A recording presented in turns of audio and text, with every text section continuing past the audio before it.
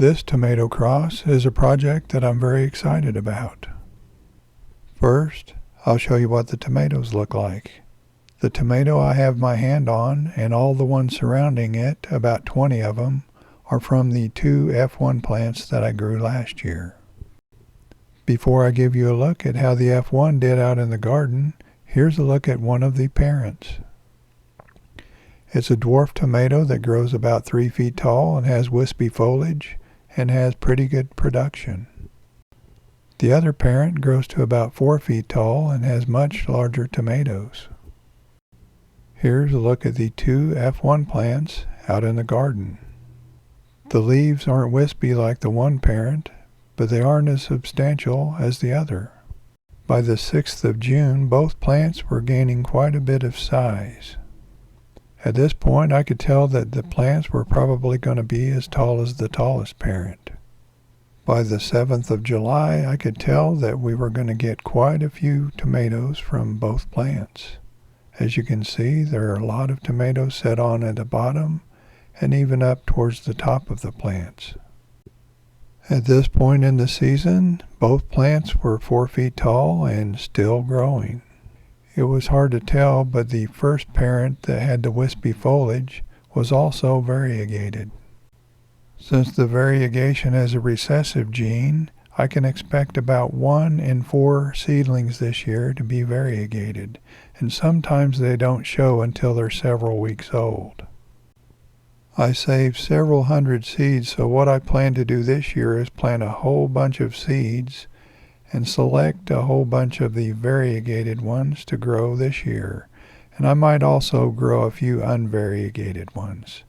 In the F2 generation that I'll be growing this year is when you have the most variability, and it's going to be interesting to see which parent each seedling takes after. One quality that the F1s had that I would like to keep is the fact that they set on very well in the heat, unlike many tomatoes. Along with that, I would like to have a tomato plant that has a stockier main stem, broader leaves, great tasting tomatoes, and variegation would also be nice. And along with all of those qualities, some disease resistance would be nice. So if I am able to grow 12 or 15 plants, hopefully, I'll be looking for each of those qualities, and hopefully I'll find one plant that has many of those qualities. This is what the F1 versions look like in August. They held up pretty well to the heat and didn't start to show signs of disease as early as some of my other tomatoes.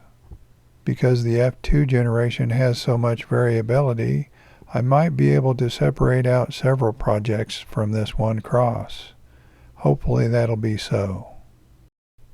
One thing that I found very interesting is that from a parent that was 3 feet tall and a parent that was 4 feet tall, I ended up with F1s that were well over 5 feet tall. Now that you've seen how it did out in the garden, let's go do a taste test. This is one I've been really looking forward to trying. It's a cross that I did last year. It's an unnamed F1.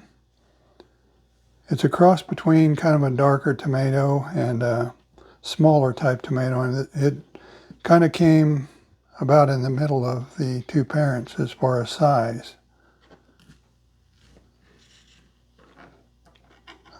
It's got decent meatiness considering one of the parents. I like the way it looks. I'll try a bite.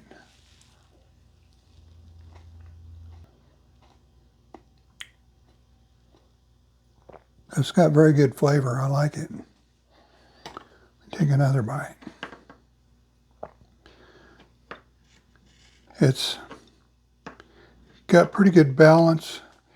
It might be leaning a little bit towards the acidic side, but like I mentioned, it's got decent balance, good flavor, and the meatiness isn't all that bad considering one of the parents.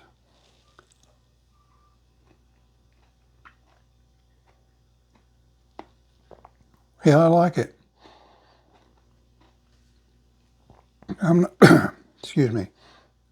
I'm not sure how many I'll find room for next year, but in the F2 generation, I want to grow as many as I can find room for. I'm hoping at least a dozen, maybe more. But I'm really looking forward to seeing what goes on, because in the F2 generation, you get the most variability. That's kind of where all the magic happens. You can pick out the ones that taste the best, or the ones that look the best, or the ones that are least, are most rather disease resistant, and ones that split the least. You can try to focus in on all those good qualities that you want, because some of them will have them and some of the plants won't. So next year is going to be a fun year. I just wanted to kind of let you know what's going on with this one, so you can have an idea of where I'm going next year. I recorded this taste test last year, so that's why I kept referring to this year as next year. Let me know what you think of this project, and if you're just now finding this channel, don't forget to subscribe. Thanks for watching. We'll see you next time.